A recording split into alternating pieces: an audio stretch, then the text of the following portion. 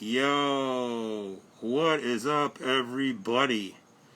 I know it's recording, so we're gonna wait till people jump in, and then when everyone jumps in, I'm gonna take off this fresh mask that you can get at shpmarket.com. That's our little store. Most of the stuff that I wear lately is all in our store. So we have the masks available. Got the little SHP logo piece. So we're gonna wait. We're gonna wait for a few more people to get here. We had a bunch of reservations, so this one, people seem to be really into. So, gonna wait till a few more folks get here. It's 5 o'clock on a Friday. It's Music Business 101, and it's Q&A. Today's guest is Adrian Miller. My name is Sean Healy. I've got Nelson Grigsby here. I've got Buster Pang here. I've got my dog Jack here. We are live. We are Instagram living from the Hollywood Hills in beautiful Los Angeles, California, where it's, probably 75 out? 75 degrees. Is gorgeous. So,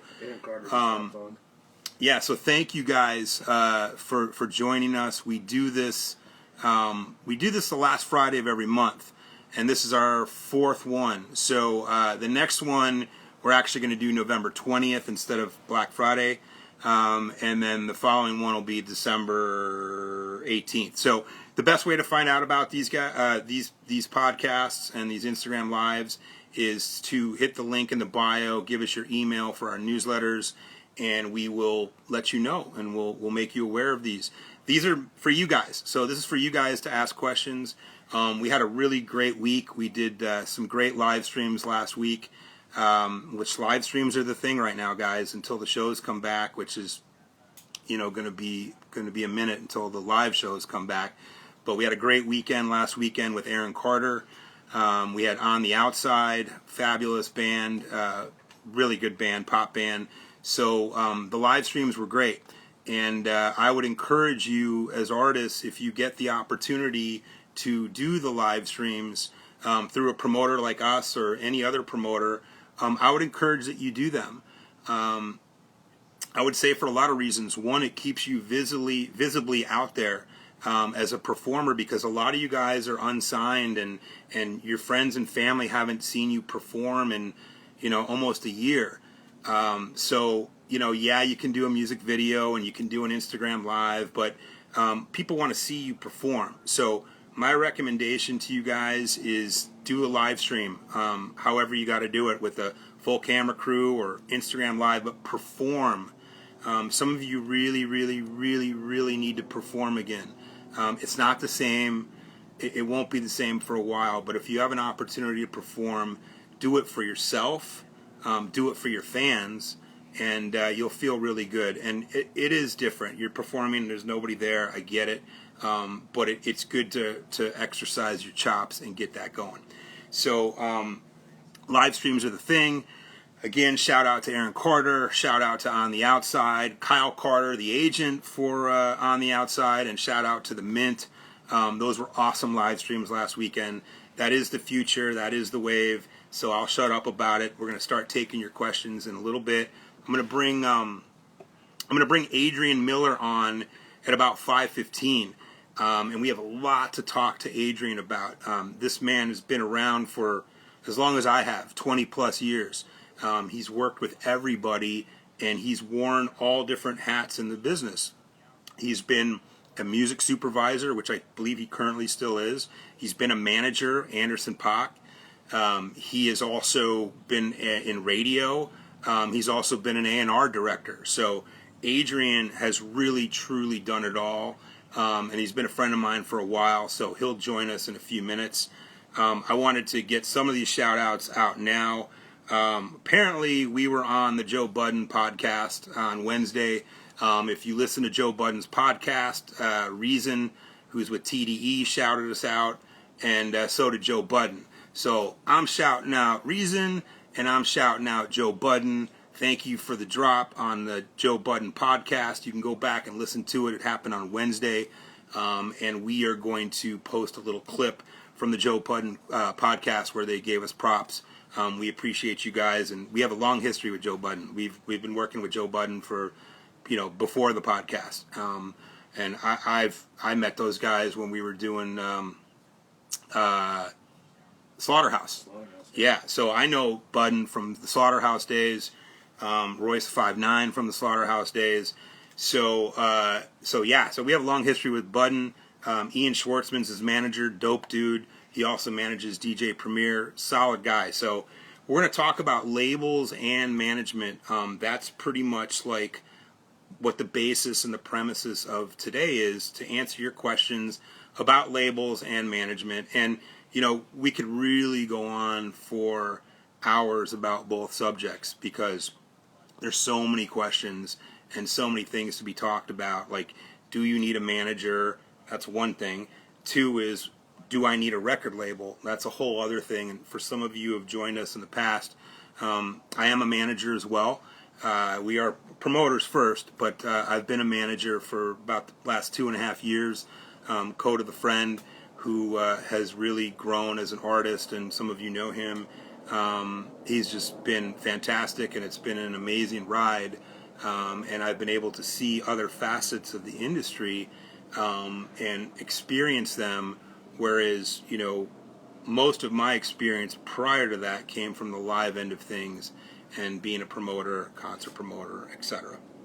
So the guys are going to monitor your questions, so you can start piping questions in at the bottom. We're going to answer them all. Like I said, I'm going to bring Adrian in about 10 minutes.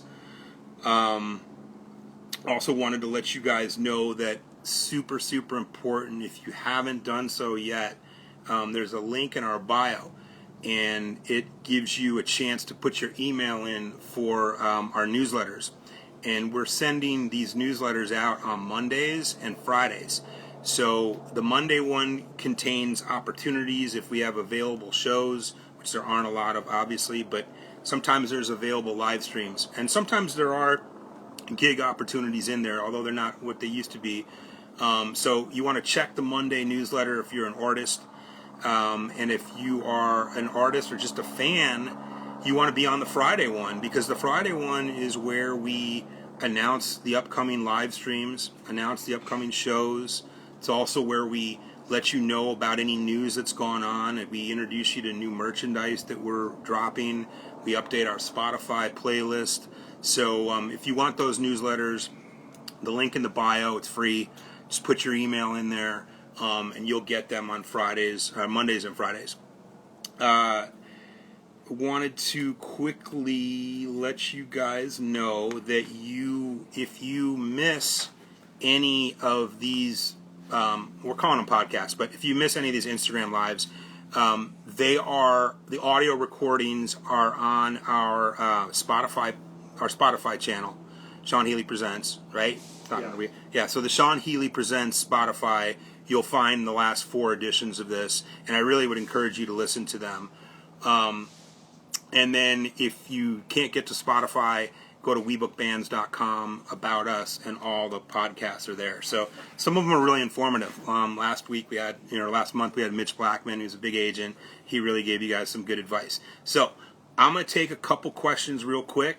So let's answer a few of your questions, and then we'll get on to Adrian. So who's got a question? Just pop it in the bottom there, and we'll get going with it. Or I can read off one that we already have. So I'll do that. One of the questions that came in was, do you see a shift in management, and what will a manager's role look like in 5 years? So that's a really good question. And I'll tell you from a manager standpoint. I do see a shift as far as being a manager, and as far as the responsibilities go. As a manager, your overall responsibility is your client, right? You're responsible for making sure nothing happens to your client, and you have to fend off a lot of BS. So you're the filter, you're the voice of your client. So that's really that, in coordinating and make sure everyone gets from point A to point B, making sure that the deals whatever they may be, record deals, endorsements, whatever the deals are, as a manager, you have to make sure that they're correct. So do I see a shift in that? I think artists are becoming more self-sufficient, and that's a good thing. You guys that are unsigned artists that are in the chat, you make a video, you know how to upload it, you know how to release a song and upload it to TuneCore. You know these things, and the fact that you know them as independent artists, you're controlling when you want to let your media out, when you control feeding the audience. And so that's where I think a shift in management, it's just in responsibilities. It is the manager's responsibility overall to make sure everything goes right, no matter what the artist decides. Because a lot of times artists will be like, you know what, I'm not listening to my manager, I'm not listening to my agent, I'm not listening to my mom, I'm just going to put this song out. And it happens. Most of the time for good, but sometimes it's not good. And sometimes you want that second, third, or fourth opinion. So I do see, as time goes on in the next few years, I see artists being more self-sufficient than they already are, which alleviates some of the quote-unquote babysitting that a manager may have to do. So that question, hopefully that answers it for you. I'm going to give you guys another one. What advice would you give to an artist releasing their first single? That's a really good question. So this pertains to some of you who are total new to the business, new to the whole thing. What advice would you give to an artist releasing their first single? It's a great question, because I believe in this. You only get one shot to drop.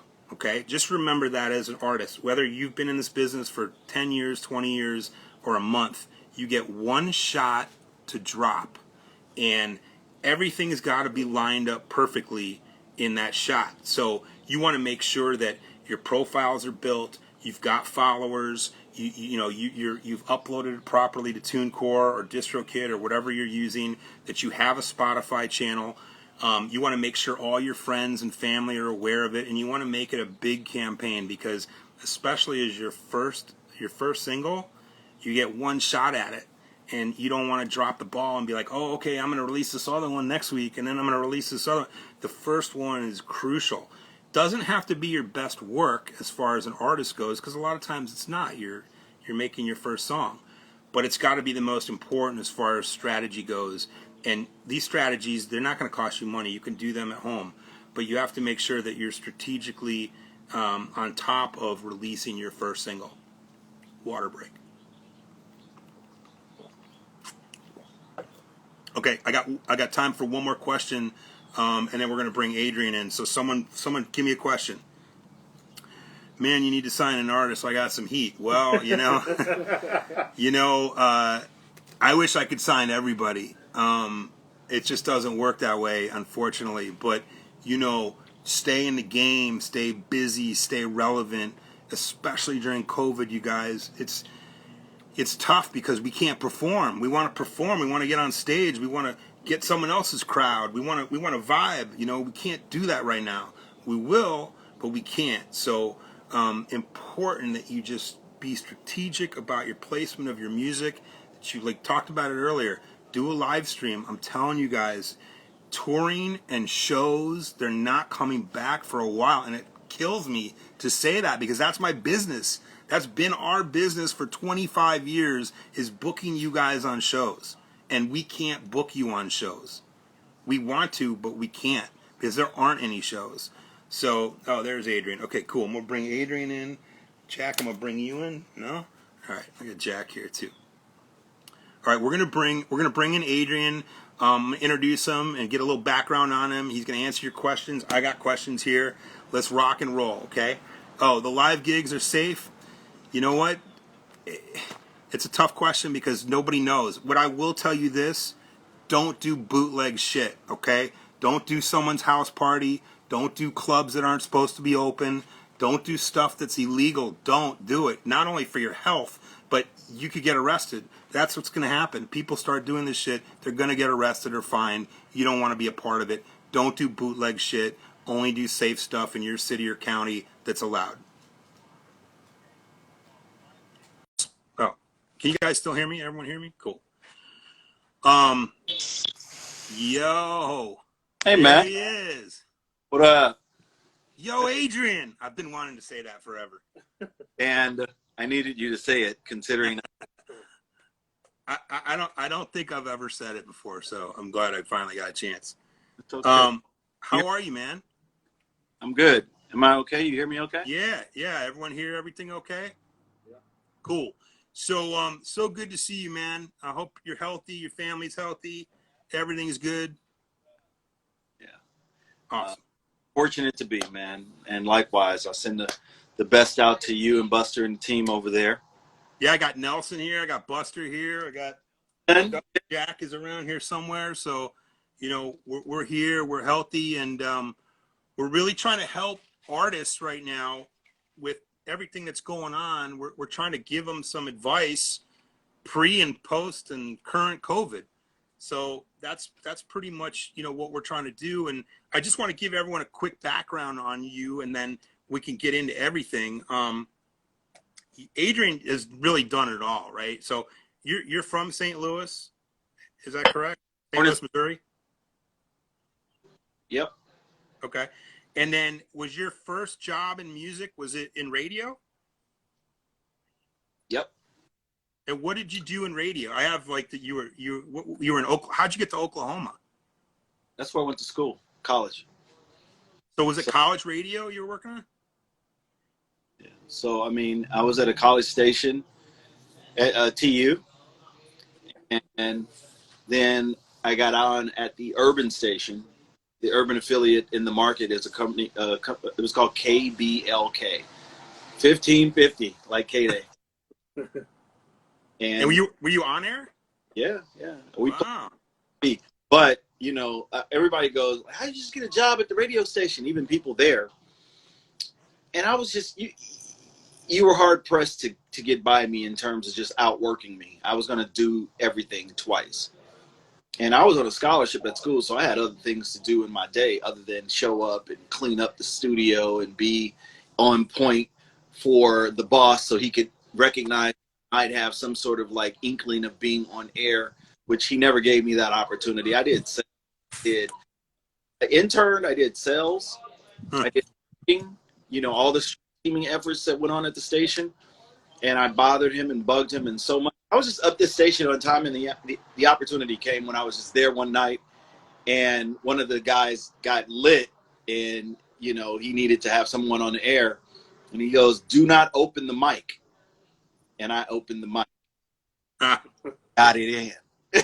Nice. Yeah. And you were probably what, like 19? I was 18, like 17. 18. Wow. Yeah.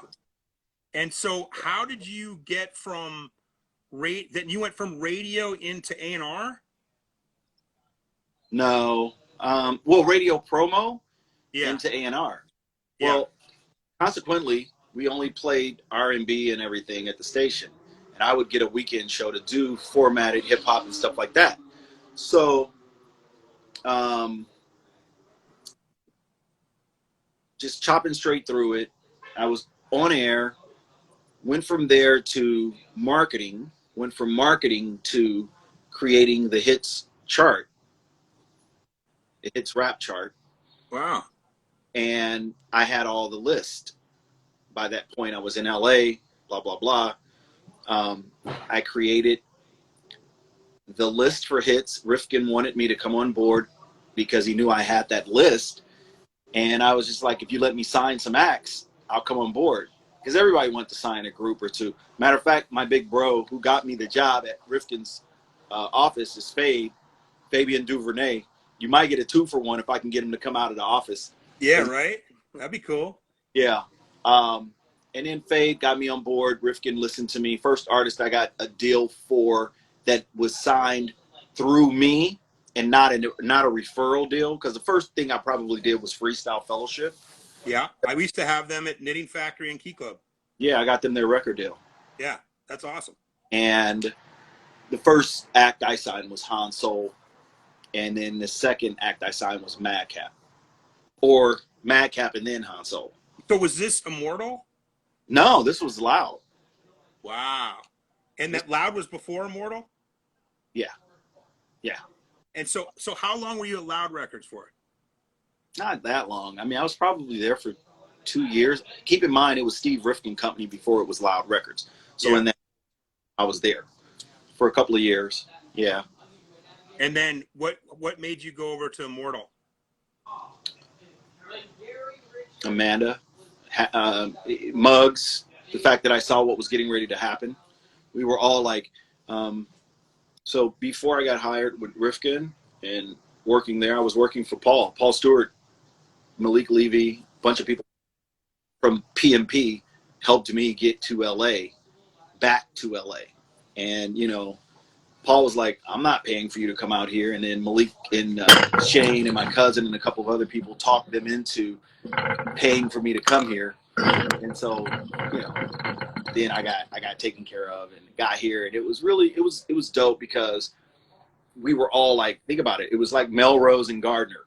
Mm-hmm. Rifkin was across the street from PMP. That's where our office was. Yeah. So like right behind Johnny Rockets at the time, at very was Paul's house. Wow. I was Paul's assistant. And Master Tate's roommate. Well, Tate's girlfriend was Amanda. Hmm. And Rifkin literally was a walking distance across the street. So you had Fade, Malik, you had all these different people at any point just standing outside smoking. What year was that? That was 1990. Wow, that's when I moved here. So you've been here longer than me. Well, I moved to LA in 78. Wow. So I just kept getting shuffled. It was one so you've had like, your career has been like so diverse and monumental because it seems like you've done a little bit or a lot of everything. So you've seen the industry shift and the industry change, and now everything's changing because the world's changing, like as we speak, because of COVID. You know, so many industries are changing for the good, bad, or otherwise. And you know, we notice it as promoters. Obviously, we're switching gears. We're doing live streams and we're offering services to bands for marketing and PR, and you know, we're doing merchandise, etc. But as an executive in music right now, what are you seeing as far as how your business, and maybe you want to explain XYON to everybody what exactly it is. How are you shifting and changing, you know, within this new world? really interesting point, Sean. So, company's Zion, and it is essentially all about this. I look at myself as a centerpiece of a wheel, like I've always been, and the onsets are the spokes. And for us to roll, we have to have a destination, which becomes the circular motion. And it's got a lot to do with kind of like the belief system and structure of just recycle the old to the new. And, you know, we've been here before. This isn't the first time we've had an epidemic or pandemic. This is the first time we have dealt with COVID-19. Anybody know about COVID-1? SARS? Yeah. HIV? One through it? Yeah. I always pose to people, be healthy, be conscious of your own background. People say, hey, I don't want to wear a mask. I don't want to do this. You don't got to do anything, but rest assured, if you get sick, what do we got to do on your behalf? Exactly. So all I do is just say, like, be practical, because, you know, my belief system is a little bit different. You know, I also think that in it, you have to like walk the walk and be a healthy person and do things that are right, live your life in a righteous way, and things won't affect you in a way where they may affect people who are backwards. This is a time where the backwards gets turned around, you know, I think. and we'll see. We shall soon see. But it is a time where the music business, probably in '94, had a real shaking in the way music business worked and operated. Before streaming, there was just whole companies being devastated with, layoffs. And I was a part of Friday at Warner Brothers. Was that those were the Napster days, correct? Yeah. Yeah. It was because Napster was putting the labels out of business. Right before. Yeah. No mistake about it. The exiting of the old guard was happening before launch Napster, and I was a part of Sean's launch. Oh. So, yeah, man. I mean, for I'm an institution that thinks like a bank. I think about who I'm going to invest in and why their business plan makes sense and why I would put it in what I'm doing with onboarding their business model. And it could be a painter. It could be a girl that teaches gymnastics through a class, a yoga instructor. It could be a singer. It could be a producer. I look for the arts across the board.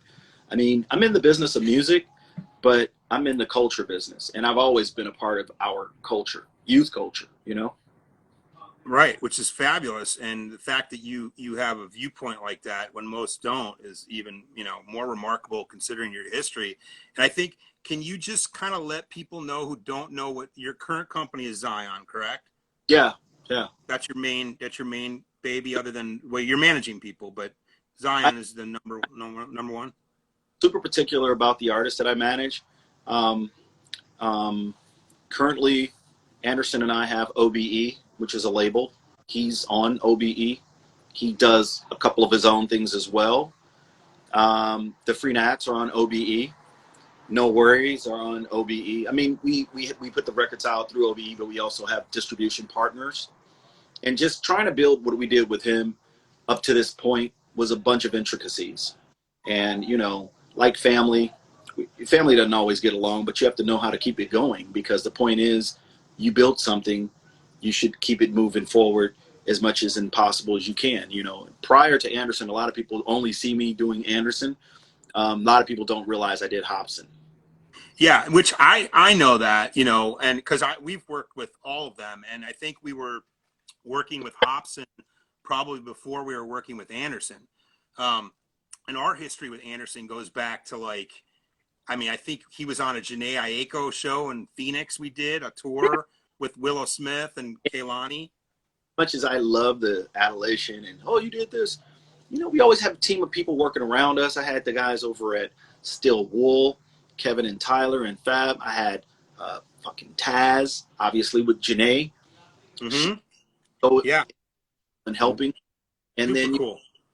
Hobson, there was Livio Harris and China Malone. And David, it was like a production deal / thing through Ruthless. So I just try to take every little thing that I do and I take it in stride. But Zion is officially about taking those labels, developing them, making sure that you have proper PR, marketing, sync. I don't own any of my artists' publishing. I have a very extensive publishing catalog, but those are songs that I wrote or produced. I recently went in business with Mike Ross and Leslie Cooney. We now have Delicious Vinyl Island. That's a new brand. About 20 signed over the past 24 months. Videos and stuff. I always encourage people, if you're into Caribbean music, you got to tune in and get tipped off with the Delicious Vinyl Island tribe. Everywhere you go, we're there. I see somebody mentioning Taz James. Taz is going to be like that's my little brother forever. And I just started a label with Omas because I felt like there were some things being missed in the new fusion R&B world. Like what we came from with Anderson, I was already there with Sa Ra. So Omas. Go ahead. No, Omas and I partnered up, and we now have a label called A Tiny Universe, which I'm super stupid excited about. Cool. He's on the boards. I'm in the boardroom. He's Mr. Super Creative in super business. I'm super business and super creative. So we really have worked together, and that's my bro. I try to keep everything within a close proximity. We got some really awesome groups. And I heard you mention the fact that I'm doing music supervision. So, yeah. really cool. Yeah, I'm busy. I Yeah, like that. no, which is great because so many people aren't, you know, which is just a great thing that you're actually doing that. And we have so many questions, so I want to make sure we give everyone a chance to ask questions. Just real quick, because I know people want to know, you know, obviously Anderson became a megastar, and well deserved because he's a solid dude and he's one of the most talented people you'll ever meet. So, can you just tell everyone sort of how Anderson sort of was grown and cultivated, and how did he achieve all the success, and what was your role in that? Well, he's a diehard musician. He's well versed. You know, he went to MI instead of going to college, so he really chose a path in a certain way. Um, you know, B and I go back to probably 2011 or 12, and he was trying to do a lot himself. Personally, I was working with another one of his friends, Taran and Omari, and one of my friends, God rest his soul, Dominic Trenier, D'Angelo's former manager. Um, we had all these things in like around us and in a fuddle, and I was just trying to like make something of it all work. Um, Consequently, AP and I wound up being closer, and I really wanted to be around an artist that knew what they wanted, had vision, understood that the dynamic of what this takes is a lot of hard work, and then when you think you didn't work hard enough, you have to work twice as hard. So it was no like stopping. He had a vision. I had a vision with him. We sat down, we put our heads together, and we basically didn't stop until we got to where we were going to go. But everything from connecting him with Dre, putting out the albums, funding those albums, you know, we did that. I was the one responsible for making sure that we ate and drank and kept it moving. Us, the Free Nats, everything. And I didn't want him to do any whack deals. You know, first and foremost, that's somebody I love and I care about. Mm-hmm. So break down the relationships and how things come and go. People don't know the inner workings of how we do our thing. And I just laugh it off like, you know, you don't even know what you're talking about because my check come every time. So God, meanwhile, he's one of the smartest guys I could say by far that I know. But with that said, there's Volume 10. There's Razcast. There's The Far Side, and all those guys individually collectivized. De La. There's just so many, and then up until recent times, Hobson, genius, Yeah. Ryder. Well, Ryder slept on my floor. He slept on the floor of a lot of people, but I was managing him when he slept on my floor. And I took him to Mike Herron, and I said, "Yo, you should sign this guy." And Mike was like, "He's not a star." And then he turned around and signed him through somebody else, and I told Mike, "I ain't bringing you no more business," and I have. Yeah. I keep my word, because that's kind of like, for me, I want to be the kind of guy you and not be. I'm not here for the money. When I met Anderson, I had a couple of pieces of property, so it wasn't about like, oh, I'm gonna get rich off of Anderson. He knew what he wanted. Unlike a lot of artists who swear what they want, he knew what he wanted. He just didn't know. That's exactly why I jumped in with Coda. Yeah, he didn't want to be derailed. And like Coda, he knew what he wanted. Playing, he just didn't know how to naturally progress there, and he was moving at a pace that he wasn't necessarily interested in moving at anymore. He had a kid, he needed to grow, and he wanted to really prove to his family and friends that he could do it. But I can recall asking him, I was just like, "Look, are you a solo act or what is this?" And he goes, "I'm solo." I was like, "Well, who are these guys?" He was like, "Those are the." I was like, "Well, then it's a band." And he was just like, "Oh yeah, it's my band." But he was just bad. He was badass, though, man. He was just bad. I mean, we had him like at a small spot in San Francisco, a brick and mortar, like 7, 8 years ago, 9 years ago, you know, and he just was just amazing then. So, keep in mind when we did brick and mortar, because I was there. Yeah. Our shows. By the time we did brick and mortar, he had already toured Earth. He had already went across the entire planet with Dumb and Wax. There's a Dumbfounded and Wax album that I own. Both artists are terribly underrated. Wax and Dumbfounded, both underrated. Really great guys. Yeah. Shouts out to Brian Washington, because without you, I probably wouldn't be right here. I love Brian. Me and him laugh about that shit. He did not like me at all. And you know, I'm a hard personality to get along with. If you don't know me, you don't know what my intentions are. I could come off a bit, you know, but I don't care either. So that's the whole other part. Like, by the time we get to know each other, you either fuck with me or you don't. Well, I want to get into some questions from the viewers and some questions that we already received, because earlier in the week we asked if you have questions to email them in, because we want to give this advice to everybody. So I'm gonna read them off. You know, there's like 10, 15 questions. There's probably be some more in here, but you know, the time goes by so fast. So we got like 20, 25 minutes. All good. You know, you got me. You need longer. I'm here. Yeah. Well, I think Instagram won't let us, so that's the thing. Click back off D-Nice style. Yeah, I mean, you know what? We're starting to like people are tuning in. I know it says 40 people or whatever right now, but people pop in and out, and then they listen to it on our Spotify.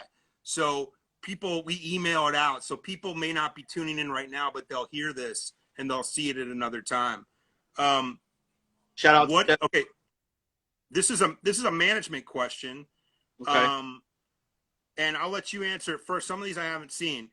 What advice do you give to up and coming managers who aren't necessarily gatekeepers? The short that I give, keep managing. You know, don't stop. People tend to think that there's a destination in this journey. No destination. It's art, baby. You want to manage art, you can go as long as it goes.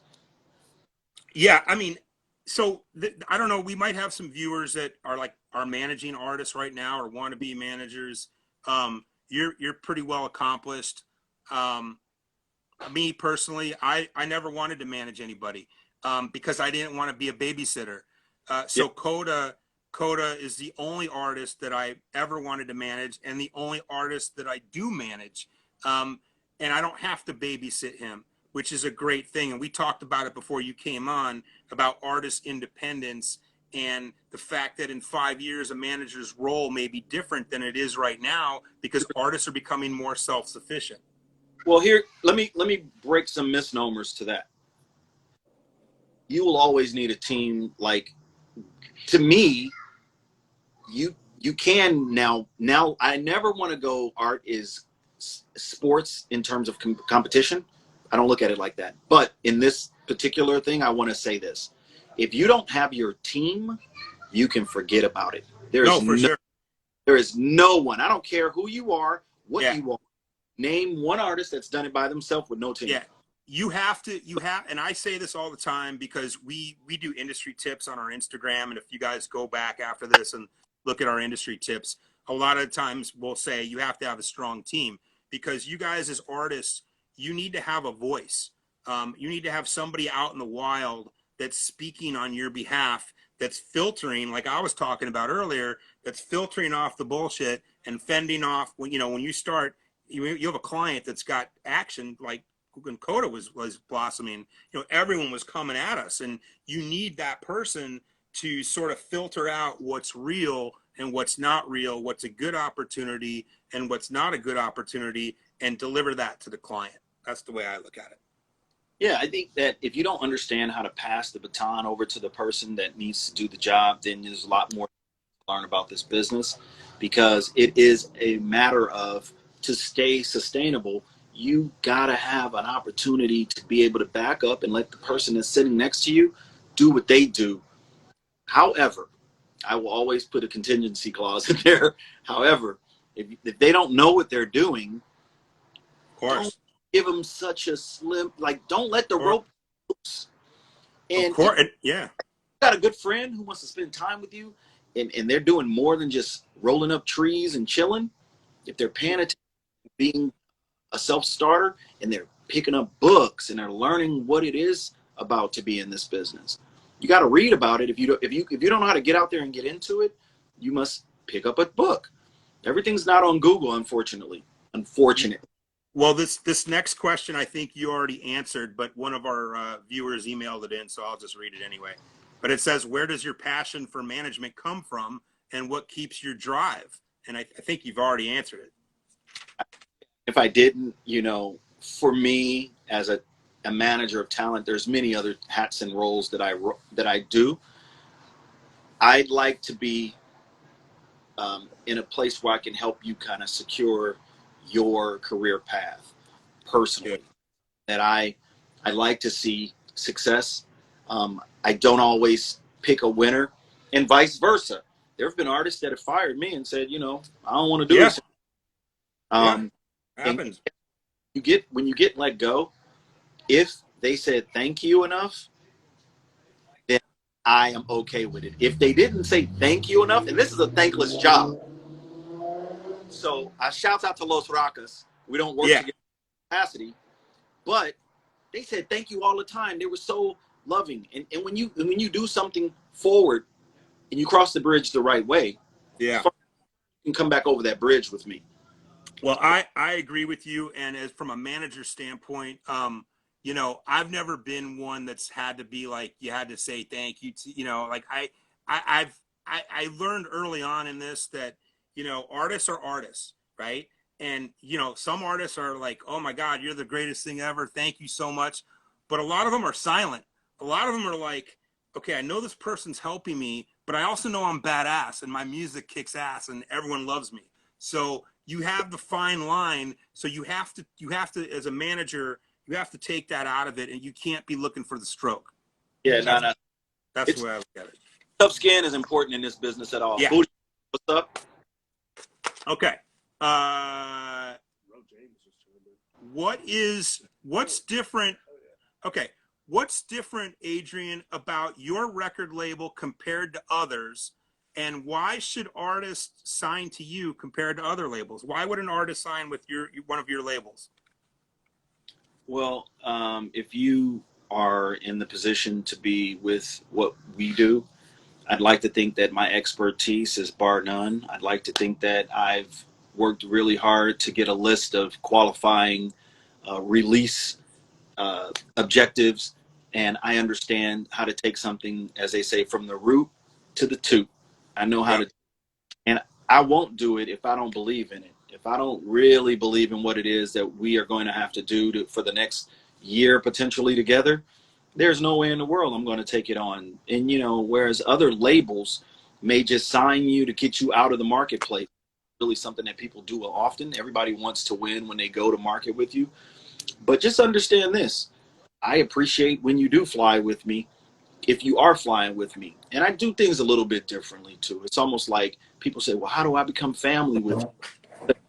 I deal with our family. Any of the artists that I rock with will first and foremost tell you, Adrian treats family. I'm rock with you for Thanksgiving. My team around me, I treat them like family. I want to know about their personal get downs. I got to know your flaws, because I don't want to put you on somebody's desk to help with, oh, look at the little puppy. Yeah, it's Jack.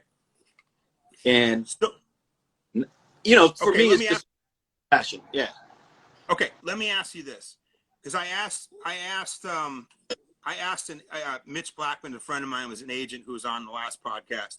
So I asked him, are they signing, are agencies actually signing artists? I'm going to ask you as a label executive, are you guys are record labels actually signing artists right now? And let's say unknown artists. Are labels actively signing unknown artists in this COVID era right now? Yeah. Ro James, I see you. Don't pretend he's in here. We got a lot of fantastic people in here. I'm just trying to give out low-key shout out. Aaron Carter was in here a minute ago. Really? Aaron? Okay. We just did a stream with them last week. So I was just on a Zoom call with Jeff Harleston. Yeah.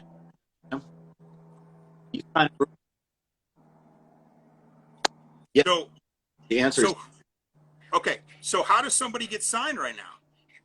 you better be active. And when you say active, how active can someone be in COVID? Oh man, there's probably a lot that you are missing if you are worried about the only thing that you can't do. Right. you have to build a following off of your music. Is your music good enough to have a following? Yes. It starts with the song. Yeah. And it's in a rush to put out an EP. Tell me what an EP is. Yeah. Oh, And me? Extended play. now, we know that extended play means single. But somehow it came into meaning a shortened version of the album. Everybody shortcuts to hurry up and get to the marketplace when they don't have a reason to even be. Nobody's missing you. Who's missing you? What are you in a rush for? Right. Give us a little bit more. In other words, it's going to be you might as well go to Vegas and play the slots if you think you're going to make $1 million off of a record that took you 3 hours in the studio at your homeboy's lab. Yeah. It's not a slap. Stop lying. So would you say this? Because a lot of people, there's a lot of artists in here that are not signed, and now we're in this world now that nobody knows what's up or what the future is.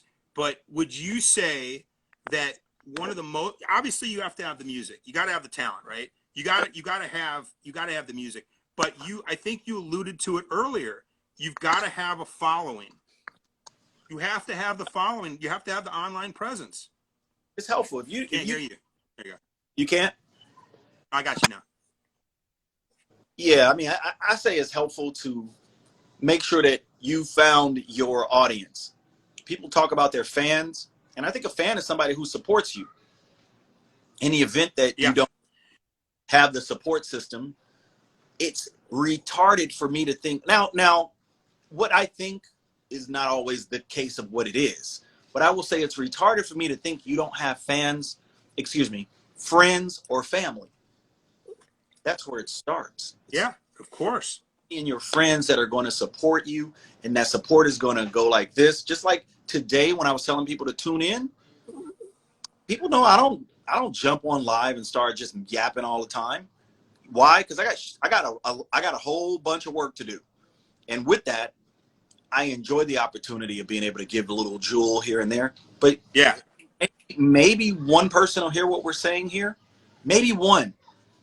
But dude, that's the whole reason why we're doing this. Yeah. And that's why I want to keep doing it, because I've been fortunate enough in 20 plus years to work with you guys in different capacities as a promoter, as a manager, as someone who's been around the game for a while. So I feel like since we're sort of all on a lot of us are working, but let's be real, a lot of industries are on pause. So I want to give artists a chance to get this knowledge from the people that I know, and the people and knowledge from me, because I wear a couple different hats now. So, it's important to me to share it with these guys. So I want to get into some more questions, but I have to ask you this.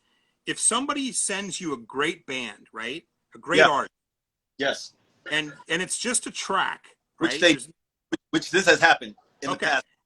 So are you automatically, you're like, holy shit, that song was great. Is your next move to look at their Instagram and then their Spotify? Well, unfortunately, I'm not a fan of Spotify for several reasons. We got banned once, and I was like, well, fuck y'all too. And my language, that was the word I used. And everybody, I think, in the morning checks their phones. So the next most interesting thing on your phone is probably Instagram. So I'm a creature of habit like that. But I am trying to get off of that, because I would like to get up in the morning and look at the sunlight and see what the temperature is outside and drink water and do different things. I'm getting older. So okay. So how do you develop? I want to know, when I hear it, really one of the first things that gives me that is a testament to the trust I put in my friends and there, I go, am I hearing this right? Is this dope? Shut the door. Oh shit, look what we got. Come here. What's that? This is Sean Healy and about 500 other people. What's up? What's up? Gregory's in here. Look at Adrian Gregory. Fade. Where's Adrian Gregory? No, he's just in the thing. What's up, worldwide? Come down. Fade, it's big bro. What's up, man? Hey. Sean Healy. Sean Healy.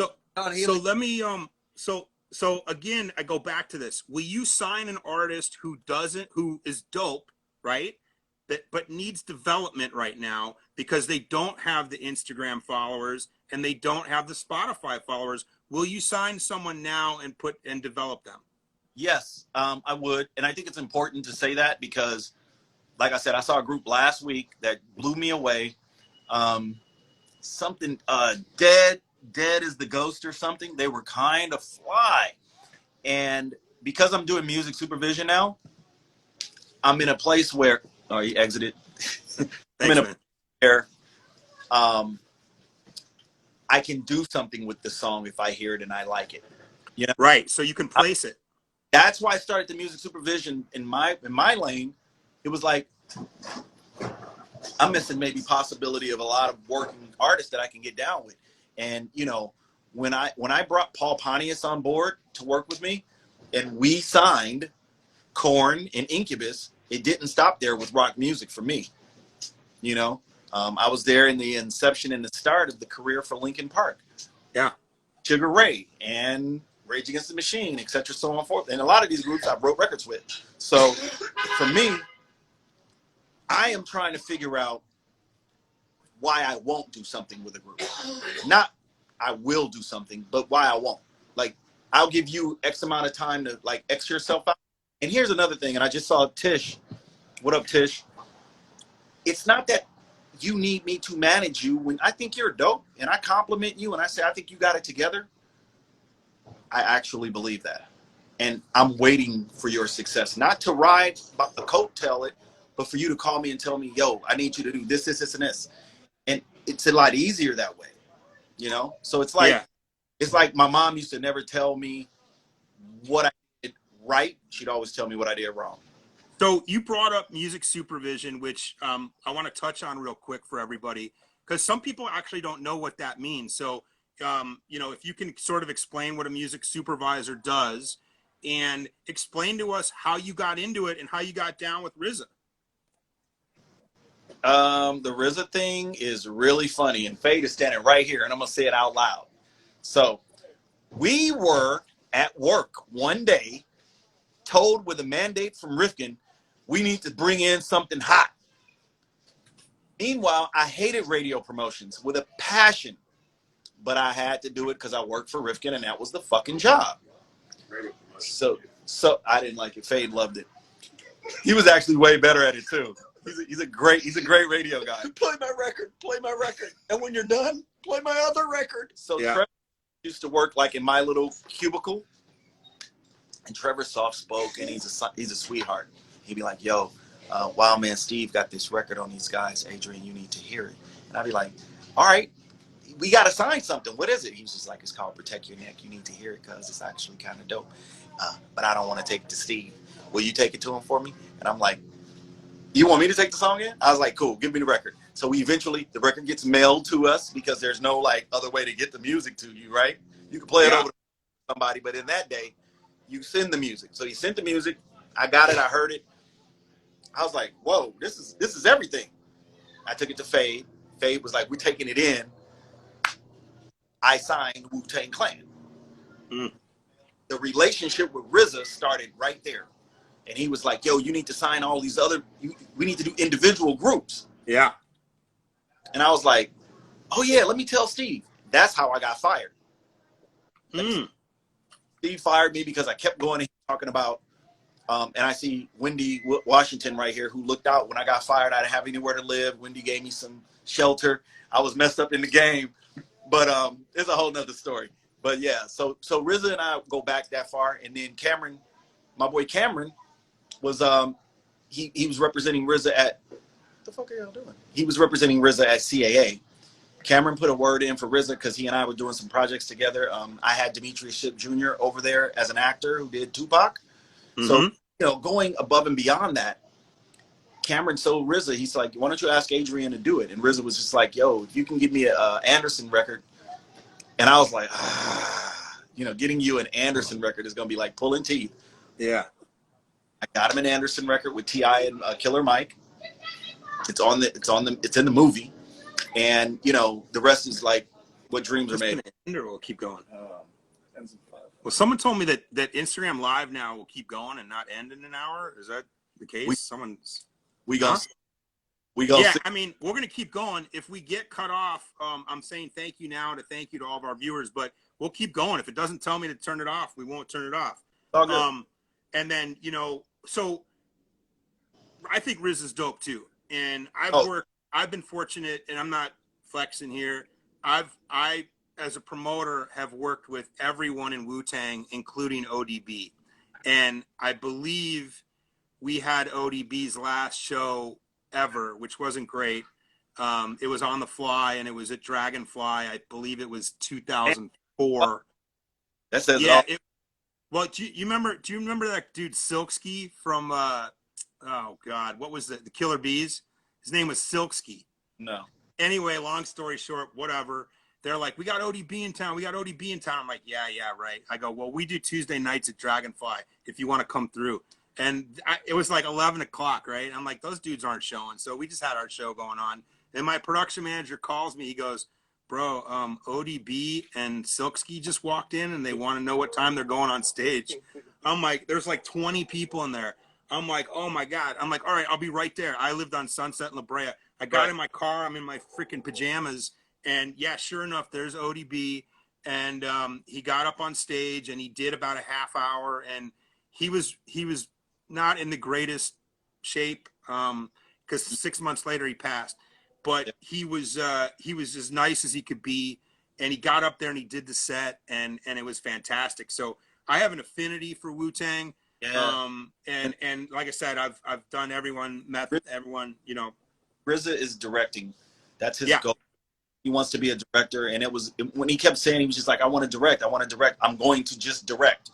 He's like, Adrian, music is on you.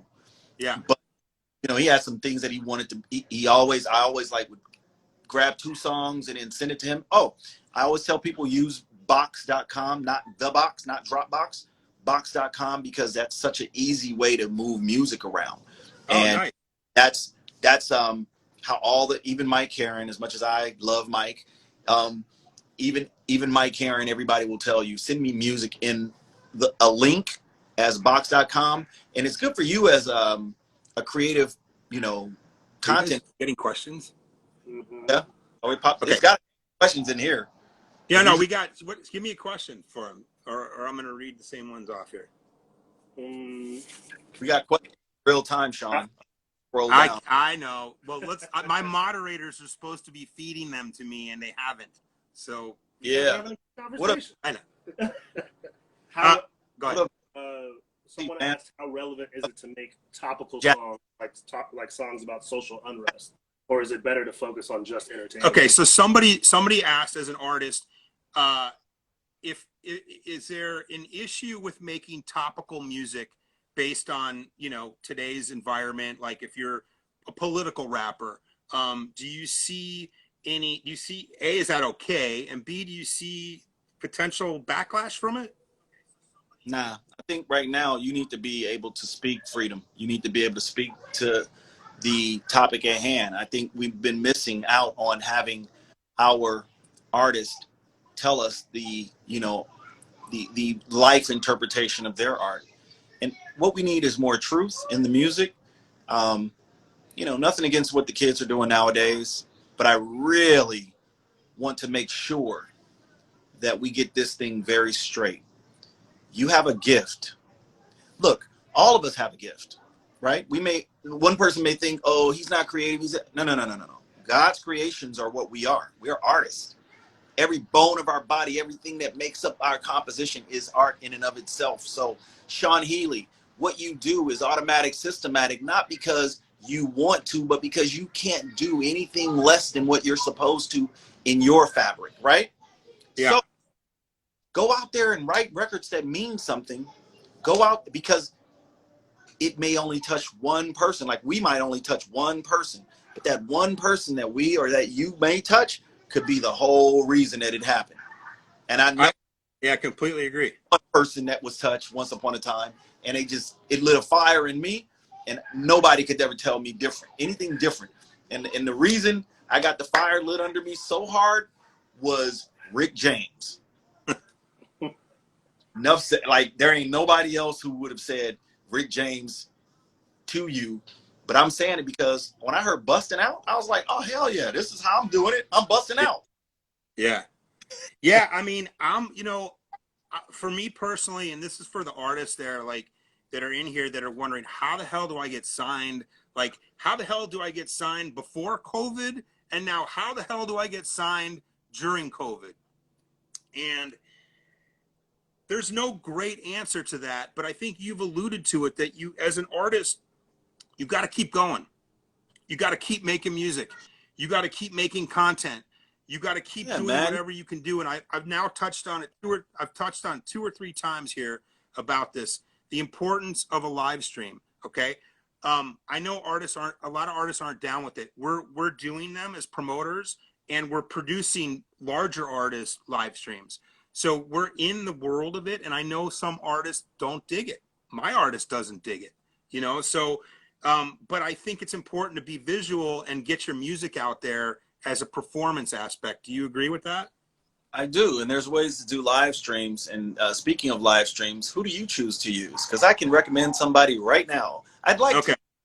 That's a whole like gamut, and well, first, shortcut live stream, Instagram. Yeah, I mean, it's such a different world, man. So we're renting venues, and this is for all you artists too. Like, when you jump on our newsletter, which I told you guys, sign up in the newsletter, it's the link's in the bio. But we're renting venues, right? We're paying the bands just like we would do normally. Now all of a sudden we're bringing in camera crews, and we're using platforms to stream the show. Let me give you an easy way. Future stream. I don't know. I'm going to laugh at you. There's just a million of them. No. There are. But Adrian Miller is telling you about one. There are a ton of them, and we're navigating through it as well. For those of you who are promoters or business types that are listening to this, one of the things with the live stream platforms is there's a lot of technology. So everyone built these platforms. They've been around for years. It's just that no one really used them. Now all of a sudden we have to use them. So people that develop this technology are like, holy shit, I'm sitting on this like live stream platform that was supposed to be installed at the venue where every one of their shows was going to be filmed and live streamed. All this technology and stuff has been built. And the issue is, I'm just going to tell you as a promoter, and maybe there's some other promoters here, most of the live stream platforms on the back end, they take the payment for the ticket. Okay. So the live stream platform will be like, hey, we'll give you the software and, yada, yada, yada. And you can chat, and you can sell merchandise, but the ticketing and the money is going through the platform. It's okay for some people. It's okay for clubs. It's okay for corporates, whatever. It's not okay for guys like us, because we have to control the money. And I know it sounds weird. We have to control the money so that we can pay the artist. We can't wait on a check from a ticketing platform that's going to take a percentage. And that's what it is, guys. They take a percentage, or if you're an artist, they'll give you 85% of your money, which is a phenomenal deal.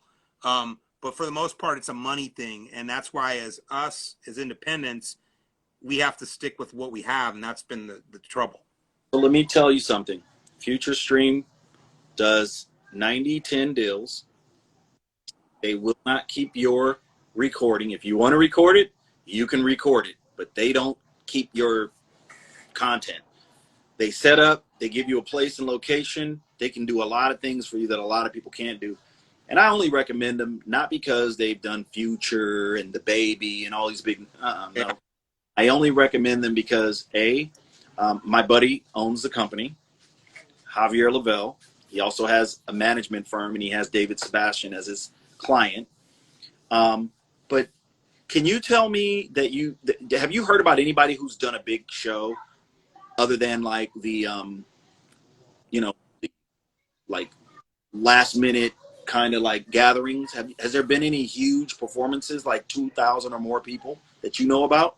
No, not that I've seen. Obviously, there were the Sturgis bike rally and all that shit, and you had Bone Thugs out there and playing in front of them, thousands of people. Oh yeah, so there's been stuff going on around the country, festivals that you're not really supposed to do. But I haven't seen anything big.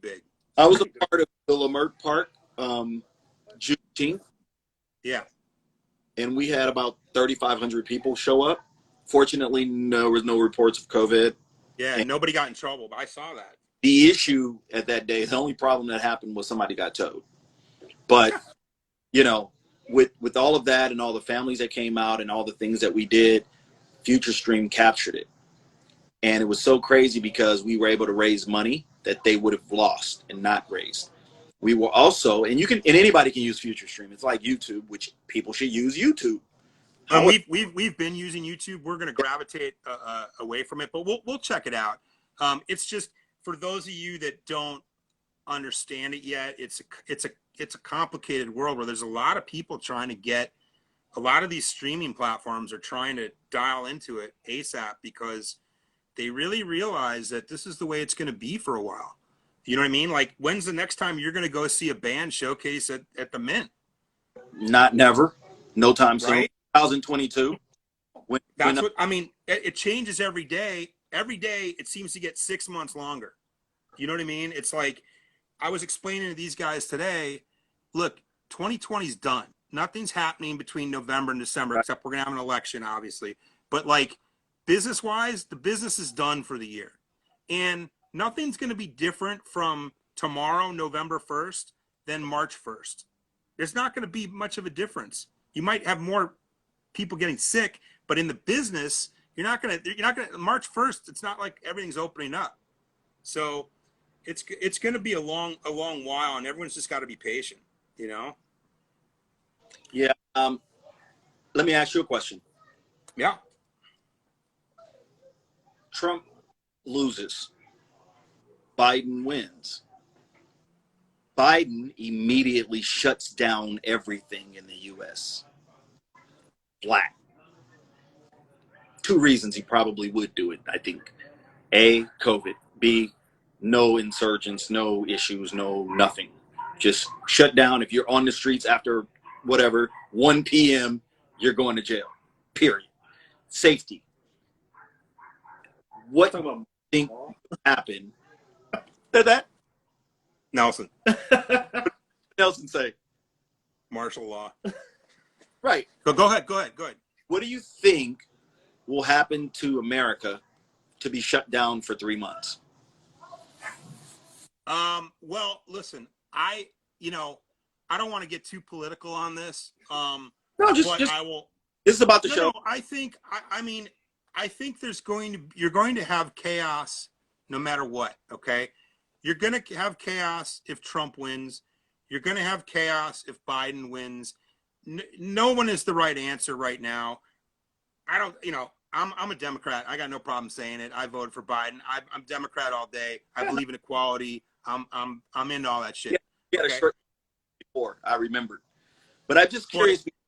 No, but I think what you're saying would have been more relative in March if we had a competent president who would have said, "Look, you guys, this is some serious shit. Everyone, don't panic. We're just going to tuck it away for 3, 4, 5, 6 weeks. Essential businesses only." Or, you know what I mean? But instead, he was like, "No, fuck it. Go for it." And it was just the wrong message. So now everyone's this way, that way, and the other. And to do that in a couple months, whether it's Trump or Biden, you're going to have chaos. Everyone's just sort of had their freedom living with this virus. Word. Well, that was the short little question. I don't know what the truth will be after the voting and everything, but I pray everybody does. I did. I voted. I'm definitely. Yeah, I mean, you just have to vote, and whoever you vote for. Although I'm not going to lie to you, I don't understand the mentality of people that can vote for somebody who just basically tanked our country over the last 4 years and mostly in the last 7 months. And truth be told, I am a Democrat, but I make Republican dollars. Yeah. Well, Fortunately, guess what? It's all relative because there's no like unequal politician. a lot of people are like, well, I'm voting for Trump because I did good with Trump. I did good with Bush. I made money with Bush. That's the mentality, and it's the dumbest shit ever. But you know Right. what? It's each Thank his you. own, and it's like whatever they're feeling. So I want to get off politics, though. Okay. Because they clearly, I guess, Instagram, you can go a little while longer. So we'll squeeze out a few more questions. You guys have any? Come on. Yeah, someone asked how you guys stay on top of what's going on in music and the culture. Okay. So, Adrian, how do you, this is a question someone asked, how do you stay on top of new music and what's going on in the culture? How do you personally like stay in the mix? Look at me, baby. I'm just trying to be out here, like without being out here. You know, I really listen. I got a lot of young people around me, and older. I think listening is key.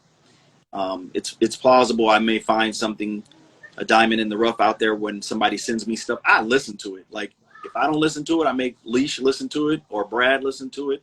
I have a team of people around me at every company that I do who I want to engage them. And so in the process of that, I want their opinions. And getting their opinions is as easy as saying, hey, did we get some demos in? Let's go down the list. And then we try to get feedback to them. I may miss some people in here saying, you didn't get back to me on my demo. Well, your demo, hopefully it's not whack. Because when I get back to you and you did that, I'm going to get at you real tough. But, you know, yeah, I try to stay in it and as much as I can. Fashion forward, thinking in terms of, you know, what's new, you know, when you hit me up and was telling me about Coda and I was overseas, I was sharing that with everybody. So yeah.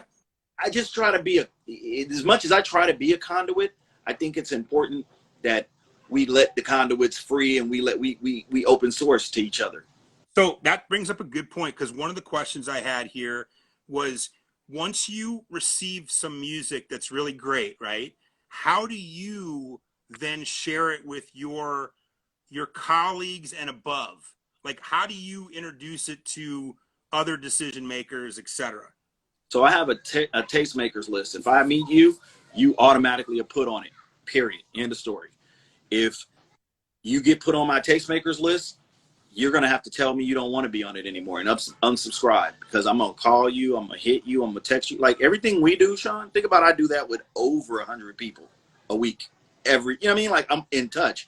Your get down is emails. Come to find out, everybody. Yeah. So I'll have to text people. No, it's true. I tell the artists that I rock with, signed or unsigned, I need you to tell 10 people about this new Cassowaries release with Rock Marciano and Stove God Cook today. Yeah. No, I'm a big email guy, but it's interesting to hear. Today. I put out 2 records today. Yeah. It's interesting to see the different ways. Now, me personally, yes, when I took on Coda, I emailed everybody I knew in the business, right? 20 plus years of contacts. You were one of them. I said, you got to listen to this. You got to listen to this kid. You got to check this dude out. I sent it to DJ Quick. I sent it to Robert Glasper, sent it to these dudes personally. I said, listen to Coda the Friend, because I believed in him that much. But a lot of people didn't get back to me, okay? A lot of people didn't open the emails. A lot of people didn't listen to his music. And then a year later, when he was popping, everyone started circling back. Yo, yeah, man, Coda's dope. Yeah. You remember you sent me that last year? I'm like, yeah, dude, last year. So, you know, as a manager and as somebody who's like responsible for somebody industry-wise, you know, you gotta put their music out to all your colleagues. That's the best recommendation I could give for up-and-coming managers. Word. Wouldn't you say? Yeah. Yeah. Do we have more questions? I lost all of one. Yeah. Here, hold for a question, please. This is bonus time, you guys. It's dark out and we've got mosquitoes out here, but we're going to keep going. Were there any practices artists did pre-Napster that they're not doing now but should be? Okay, that's a great question. Adrian, were there any practices that artists were doing pre-Napster that they should be doing now? Oh, yeah, mixtapes. I think And I heard this earlier on one of my clubhouses where actually the guy who created Clubhouse I was in one of his chats. So you want to create an air of familiarity with your sound and style if you're an artist, right? And the best way to do it is to maybe go over things that we already are familiar with, artists and songs that we love and, you know, are on. So all too often, artists don't know how to like pull it off with production.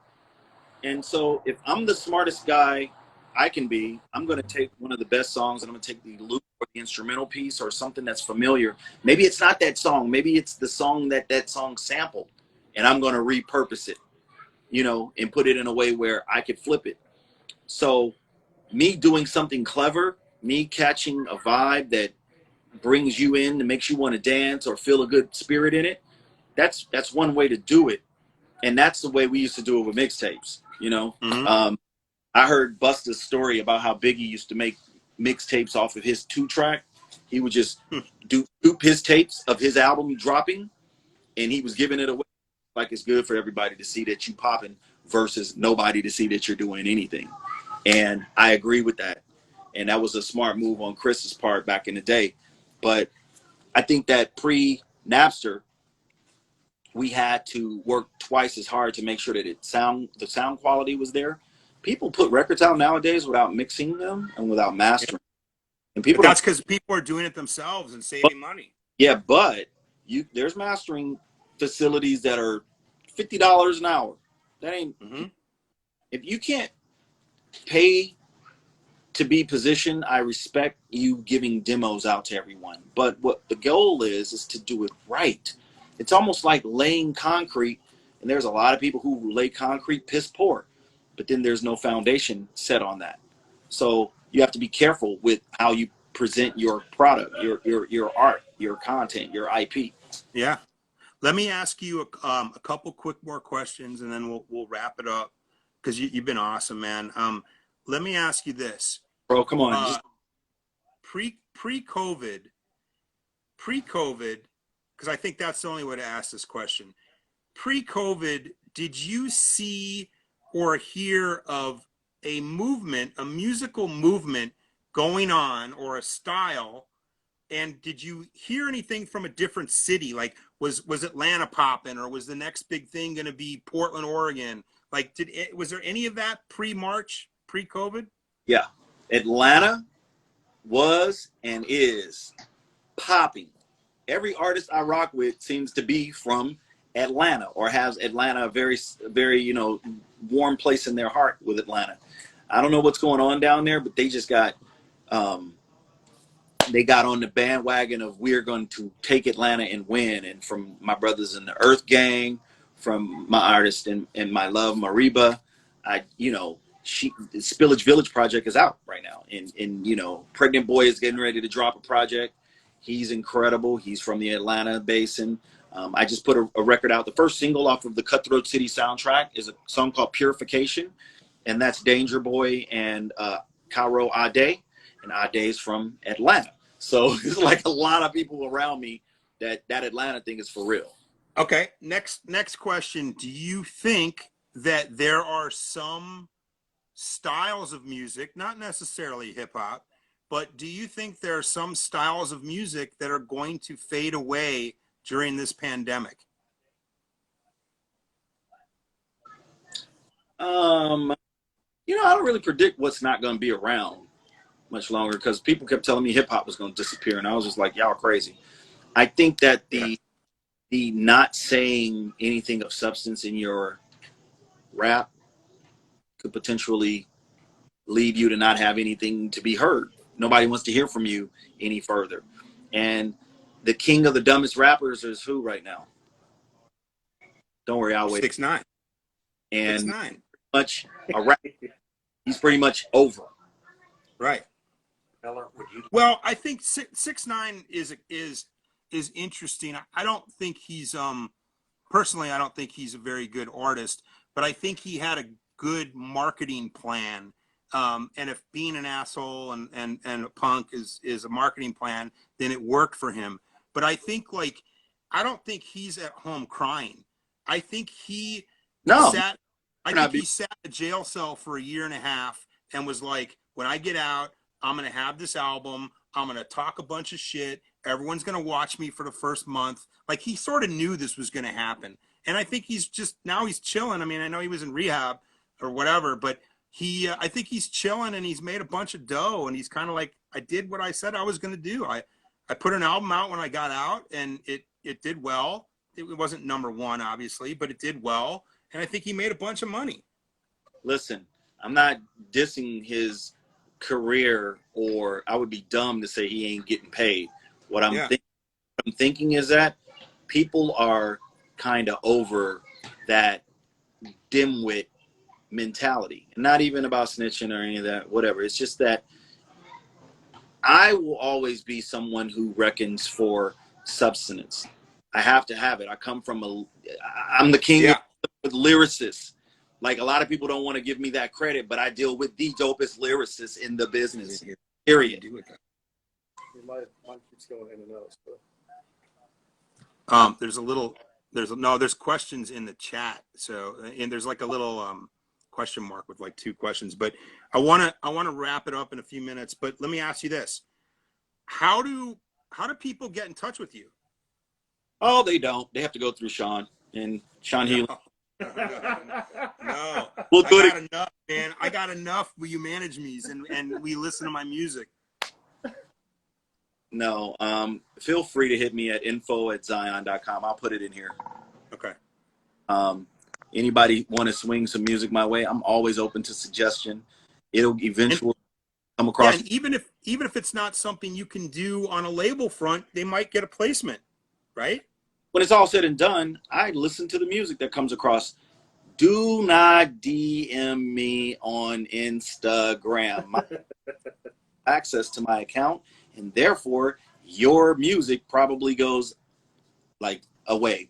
So I don't ever, like, when you send me stuff on Instagram, I get it, but in my bio, that email address exists. In all the artist bios that I rock with, that email address exists. Okay. And how do you prefer to receive unsolicited? This is unsolicited music, but how do you prefer to receive? I prefer it to come where you have control of it, and that's why I advertise that people use box.com. Until I find a method, because what happens is, Sean, I could send you a song, and I'll be like, you know what? Sean didn't listen to my song because I didn't see where you listened to it. He didn't have a comment for my song because I didn't see where you commented from it. I'm going to turn this off, and then when you go to play it and listen to it, it's off. That link don't work anymore. I've just protected myself. So will you not listen to somebody if they sent you a Spotify link or a YouTube link? If it gets through the team and it's dope, they all think I should hear it, I absolutely will. It got dark as hell quick, didn't it? Yeah, right? Okay, I got one more burning question, and then we'll wrap it up, and I can't thank you enough for this, and thank you guys. What do you, and I know it varies, you want to explain real quick the benefits of a distribution deal versus a major label deal or a traditional deal? It's like saying, do I go out for hamburgers or do I go have a steak dinner? A major label is not going to sign you if you're not about it. Major label's not going to just find you and give you a deal out of the blue. They look for, there's all kinds of numerics and advances that go into why they make a decision. Now, if you have the numerics and the capacity for them to want to sign you, if you actually are on it like that, I wonder what your campaign looks like and how you're going to do a rollout that complies with a plan. The plan and strategy is super duper important to success. You can't just say, I'm going to throw it out there and see what happens. That's goofy. If you're putting your real money and your best foot forward, you're really putting a real thoughtful plan into fruition. You're bringing it full circle. So, go with the indie guys, go with Alpha Pup, go with, STEM, go with Empire if you can get them to look at you, because they got a lot of things to look at. Yeah. But if the majors are interested, it's not dumb of you to do business with major labels. It's not dumb to do any business. any business opportunity is a business opportunity. Your gift could be given away for free, like people do sometimes. I'll see people on the streets just performing and be incredible and wonder what's going on with them. And 9 times out of 10, those individuals find themselves in really interesting positions. When you give freely, it comes back 100%. This is a gift, and I can't emphasize enough that God gave us this gift for us to share it. When we share in it, we should be truthful with it. When we're truthful in it, we get the end result of that honesty. It comes back. It's like something that reciprocates like you've never known. And I can't make this up. Every artist I've ever worked with, I've had this conversation to, and I just say, do your very best, and it's going to come back. Yeah. Well, I think that's a great way to end this, man. And, you know, I can't thank you enough, dude. You said it all perfectly. Hopefully our audience got some knowledge. That's what this is about. Nobody's getting paid. There's no sponsors. Like, we're doing this. Like, Nelson and Buster are here. It's pitch black out here. Nelson, Buster, I'm not. I thought you guys want to come behind. Buster didn't even call me. Hold on, he's right. He's right here. Buster sent me a text message, and the whole nine was just like, "Yo, I'm gonna call you." There's Buster. There's Nelson. What's up? My dog finally went away. He was freaking out. He needs all the attention there is. But yeah, man, thank you so much. You guys, his email is in the chat. We're gonna post this on our Spotify and our YouTube and on WeBook Bands. And yeah, man, good luck to you, and thank you so much, dude, and stay safe and healthy. Yeah, man, I appreciate it. Hopefully this won't be the last time we get the chance to talk. I'll see you soon. Yeah, we're ready, dude. We're gonna check out Freestream and Box and all that, man. We're gonna do it all. Guys, anything I can do to help move you forward. You know, you've had my back. I've got yours. That's how we do it. Appreciate that, man. And that's why you're one of the good guys in the business, because it is one of those businesses where it's like, yeah, you look out for one another. You don't try to sidestep each other or do bad business. You know, bad business has a short shelf life. You do bad business, you'll be done in no time. Let me give a shout out, because I would be remiss without saying this. Shout out to OBE, Anderson Paak. Free snacks, no worries and knowledge. Shout out Katia Bonet. Shout out to Wolf, Danger Boy, Omas, Oh Gosh, Cairo Ade, Pregnant Boy, Booty. Oh, we got a wave about Mereba. We got so much getting ready to come. Shout out to Delicious Vinyl Island and the Team Strong over there. We got people in Jamaica. We got stuff happening. So if I missed you, it's not because I don't love you. Shout out to Wolf. Shout out to Bourbon. Shout out to Marisa. Shout out to the team. Everybody who tuned in. Wait a minute. Wait. Diamond _ Pretty Cocky. I don't know what that name is all about. I love you.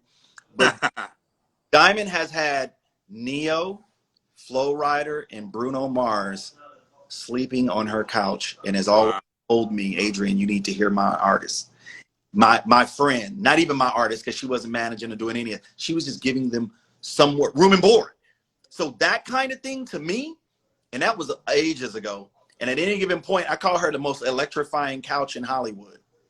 She could put that couch in the Smithsonian or the Rock and Roll Hall of Fame. She almost certainly should. Yeah. Certainly. Well, hopefully she has it. Thank you, man. Thank you for so much. And let's be in touch, because we're still doing stuff. You're doing stuff. We're doing stuff. So let's keep working. And I appreciate you. I got receipts, Diamond. Thanks, Sean. All right, buddy. Thank you. Thanks, Buster. All right. We Book Bands Live, Sean Healy production. Instagram. Fuck with him.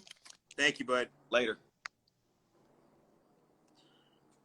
All right, you guys. Well, that was Adrian Miller, and was the Adrian able to get. So cool, because the last time we did it, it cut us off at an hour. So apparently we can go Instagram Live for hours and hours. We won't, though. I know you guys got shit to do. I got to take a pee. But a couple things. Again, you guys, you want to be reminded, the next one's November 20th. Hit the link in our bio. Put your email in there for the newsletter. November 20th, we're going live with Eric Abel, who books DJ Quick. He works for the Mac Agency and Adler Entertainment. DJ Quick, Ghostface. He also manages Creed Bratton from The Office. So that's November 20th. And then December 18th, we're going promoter versus promoter. Topher Christensen, T Presents. It's going to be promoter on promoter. That's December 18th. And we got great stuff lined up in the new year. Can't thank you guys enough. Hit the link in the bio. Give us your email. Have a wonderful weekend. Stay safe. Peace. And if you like the hat, shpmarket.com. Okay. And now, right?